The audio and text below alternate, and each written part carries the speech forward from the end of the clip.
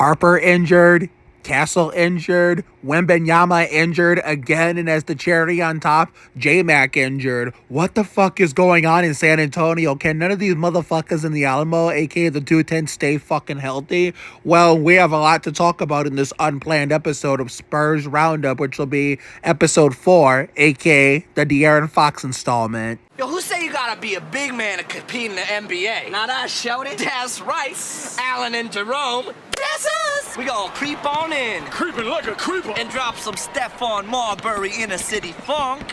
I'd love to see the face of the fool trying to D my slamming moves to the hole.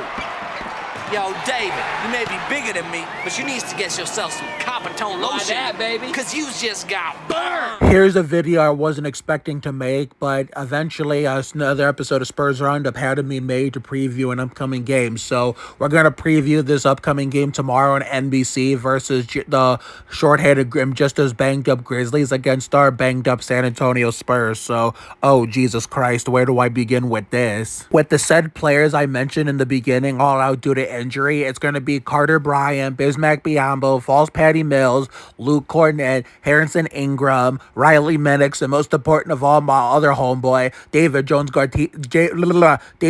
Garcia's time to shine. And in the absence of these Castle, Wembenyama, Harper, and J-Mac, 4 important key players on this SAS team that is totally stacked like Kenny Wallace, our first stacked Spurs team since the 2015, 16, and 16, 17 seasons combined. The last year with Duncan and the first year without Duncan.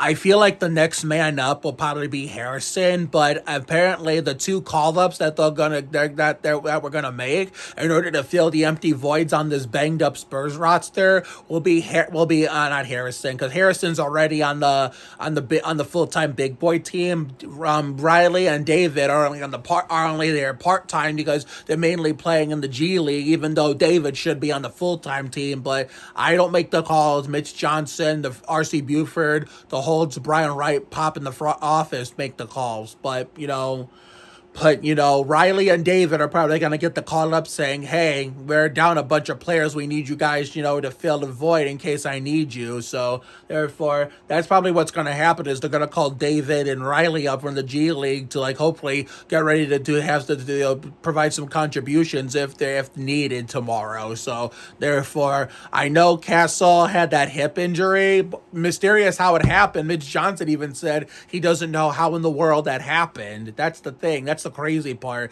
It was just mysterious, no footage. I mean, it wasn't seen because we all know Julian started in his place to kick off the second half of yesterday's game against the Kings, which was Swipa's revenge game, as we all know. So, who knows? Wembenyama's was mysterious too. It's like, how the fuck did that happen? The last game he played against the Warriors, which was the version 2 of the Spurs Warriors in the SBC Center in San Antonio. I don't know how that happened, but the longest career of a player over 7 foot, it's not David Robinson or Shaquille O'Neal, is Rick Smith. I mean, players over 7 foot outside of Robinson and Shaq have had bad luck with injuries and their careers cut short. Hopefully I'm wrong about Wembenyama. As a Spurs fan, this makes me a little nervous, but with Harper out too with the same injury, considering J-Mac has a hamstring injury, I don't know how that happened when he's barely fucking played. I mean, that is so weird. I mean, I don't know how J-Mac is hurt, considering, like I said, he's barely played little to no minutes, if not minimum minutes. So I don't know if he hurt it, off the court and away from the SBC Center, but something had to happen to him. But anyway, let's hope the Spurs are taking precaution with these injuries and, letting these players, these banged up players, heal faster and, or just, letting them take their time and getting back to a full 100%, if not even fully further 110%. It's best that we don't rush Wembenyama, whether or not he ends up like these other players above 7 foot over the years that their careers cut short. Hopefully I'm wrong about Wemby and he's like much different. Oh my God. Even my eyes are sick of this bullshit happening in San Antonio with the goddamn injury bug. But regardless of how Wembenyama turns out at the end of it, later in his career, if he turns out to be a literal bust because injuries held him back from his potential, which, please, I hope the guy doesn't end up like Yao Ming. Yao Ming was another one that had his career cut short over being a player over 7 foot. Let's hope he doesn't end up like Yao or Ralph Sampson. Jesus, I was born in the mid-90s when the cheating McDouchebags won there. two titles. Speaking of Ralph Sampson, just because MJ retired to play baseball, and yet I'm old enough to remember Ralph Sampson. Like, Jesus. I mean, let's hope that, the Spurs are smart enough to, like, rest, Wemby, Castle, and Harper. Because I think, no, not, well, Castle, yeah. I mean, I think he'll probably come back first before, and along with Harper before Wemby does, because Harper's been out longer, and I hope because Harper and Wemby have the same injury. Let's hope that they get rested and as a precautionary long enough to make sure they're fully nursed back to health instead of rushing them back and making them play injured. Because look what happened to Halliburton and Jason Tatum. It's better to rest them so that we all know they're fully 100% ready to go, rather than just rushing them back when they're only 50% healthy or 75% healthy, and then they risk injuring themselves even further, and then they tear their Achilles and they're out for an even longer ass while. We do not want that. But Harper's been out since that abomination in the America West Arena that I attended for only the first half. So I have a feeling he'll come back first. I'm going to the Spurs Cavs game here in Ohio, on December 5th. So hopefully Wemby's back by then, and Harper and Castle too. I think Castle, like I said, a hip injury is not as severe as a calf injury. That can recover faster. That's why I think Castle will be back almost the same time as Harper, because Harper is on the mend. He's getting there. So hopefully we'll have a full squad by December 5th. If not, we'll just go back. We'll just kill ourselves and go back. Our backup option will be the December 25th game against the defending champion Thunder in OKC, where we have our full, complete squad back and fully healthy, where my wife, Emily Jean, aka Mrs. Oliveras, gets to see a fully healthy Spurs squad for our first Christmas together as a couple. So let me get to the point. Hopefully, R.C. Buford, the Holtz, Brian Wright, Mitch Johnson, and Pop in the front office are smart enough to rest these injured players, especially Wemby and Harper. That way, they make sure they're 110 fully percent healed, 100 to 110% fully healed. That way they can pick up right where they left off like they never missed a beat. With Wemby and Harper, it has to be more caution, because calf injuries are nothing to fuck around with, because, like I said, look what happened to Tyrese Halliburton and Jason Tatum. They rushed back from calf injuries, ended up re-injuring themselves, being forced to play injured, and then they injured them, and then they had a even more severe injury, which made it even worse. And now Halliburton and Tatum aren't playing this year because of that, and so we don't want that to happen to Harper or Wemby. Now Castle, I think he won't be out as long as the other two, because a hip injury is something you can work through. J-Mac, on the other hand, I don't fucking know how severe his hamstring injury is. That we're going to have to wait and see. He can just come back anytime. He could recover anytime.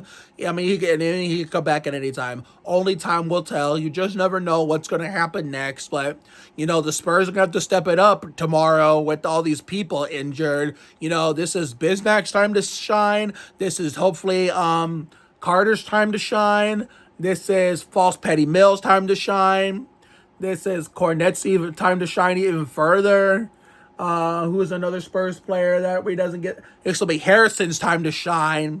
And this also could be Riley's time to shine. So we'll just have to wait and see what happens, who gets the call up, and who's going to be the one recording a DNP tomorrow against the Grizzlies on NBC, who are also shorthanded and banged up. So it's going to be a fucking, manslaughter, basically an injury bowl in the SBC Center in the 210, aka the Alamo we call San Antonio. So have a good night tonight and a better day tomorrow. Take care, everyone. Good night. And I will see you all for that next video, whenever that may be. And as always, go Spurs, go. Go get well soon, Wembenyama, Castle, Harper, and most important of all, my homeboy, J-Mac. See you later, everyone.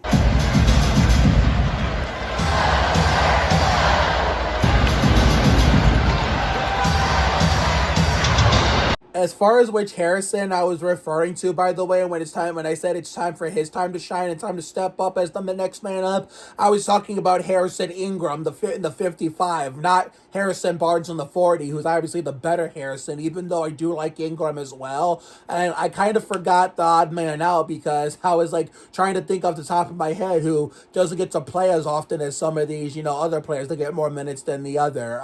Lindy Waters III, it's going to be his time to shine as well. So therefore, if any or all of these players get their name called by Mitch Johnson and the coaching staff, and Rashard Lewis and that other guy they hired, that newly hired, that they said in the news articles reported might be the steal of the off season of terms of new coaching staff hired. I don't fucking remember his name, so correct me in the comments. But apparently, he's basically a huge pickup in terms of coaching staff for any of the 29-30 NBA teams.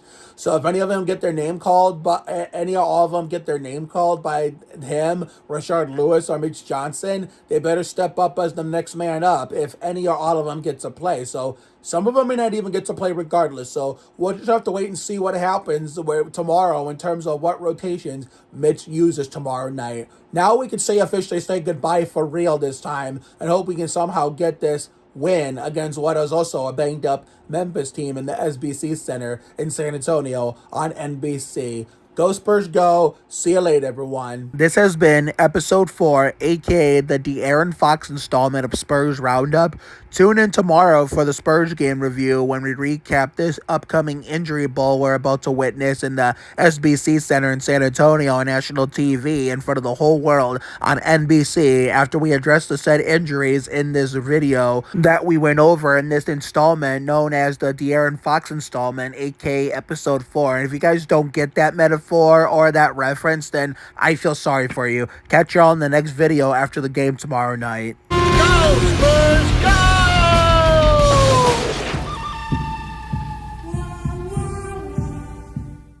This copyrighted broadcast of the National Basketball Association may not be retransmitted, reproduced, rebroadcast, or otherwise distributed or used in any form without the express written consent of the NBA.